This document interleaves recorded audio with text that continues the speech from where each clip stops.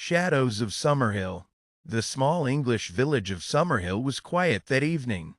The sky painted in gold and pink as the sun began to set.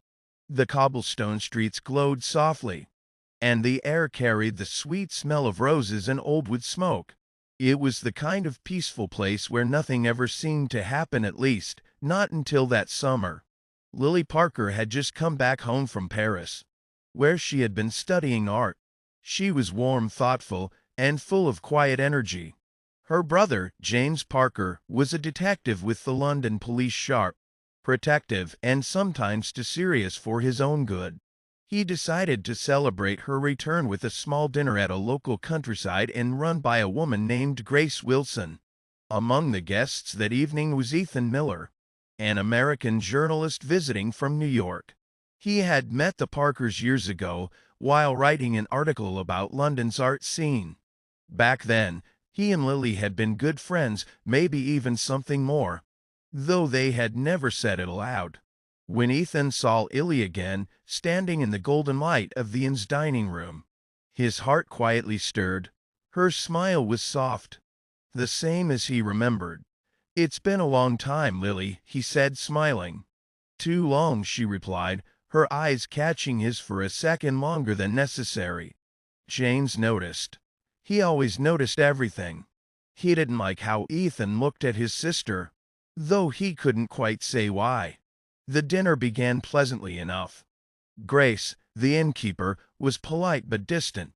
Her eyes moved around the room as if she were expecting something or someone. The air in the old inn felt heavier than usual, filled with the quiet ticking of a grandfather clock and the faint sound of wind outside. At one point, Lily noticed a small locked door behind a heavy curtain near the corner of the dining area. When she asked about it, Grace smiled nervously and said, "That part of the inn is under renovation. Best not to go there." Her voice was gentle, but her eyes were sharp, almost warning. Later that night, Ethan offered to walk Lily home. The moonlight followed them down the narrow road lined with old oak trees. Their hands brushed once, and neither pulled away. Ethan finally said, "I never really forgot you, Lily. Not after all these years." She smiled shyly. "I thought you'd moved on." "I tried," he said softly, "but some memories don't fade." For a moment it felt like the past had come back sweet and untouched until a cold wind blew, and Lily glanced back toward the inn.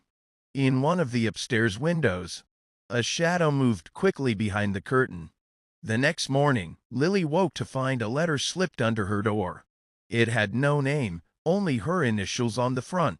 The paper smelled faintly of smoke. Inside, it said in rushed handwriting, "Someone you trust is not who they seem. Stay away from the inn." Her stomach tightened. She showed it to Ethan later that morning. He frowned and said, "Probably just some prank. These small towns love their mysteries." But Lily wasn't convinced. She had a strange feeling that the letter was a warning and that Grace Wilson's inn held secrets no one talked about. That afternoon, they returned to the inn for lunch, only to find Grace missing. The kitchen was empty, the front desk abandoned. Her handbag and coat were still there, but she was gone. James, now in full detective mode, arrived and ordered, "No one leaves the inn until we search the place." Ethan's younger sister, Sophie Miller, who was visiting from the US, decided to help. She was studying psychology and was good at reading people. "Whoever left that note," Sophie said thoughtfully, "was trying to protect Lily, not scare her."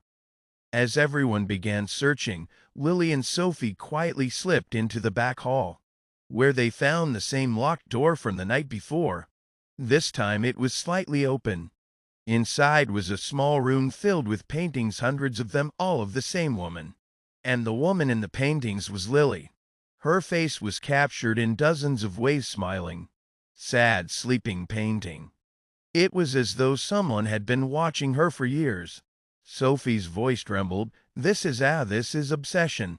Suddenly, a voice came from behind them. "You shouldn't be here." They turned to see Oliver Grant, James's old friend. He was tall, calm, and always seemed polite, but now his expression was hard. Lily's heart pounded. Oliver, what is this?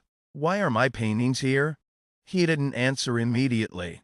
Grace was protecting you, he finally said, from me, from what I did.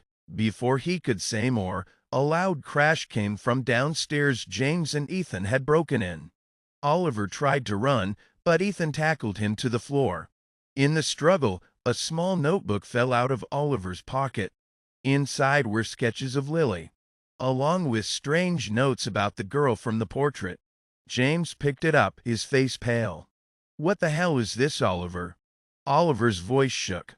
It's not what you think. Years ago, I was part of an art project that went wrong. Grace found me when I lost control.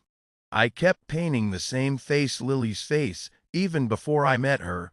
I didn't understand why. I thought it was just art. But it was something else. Something I couldn't stop.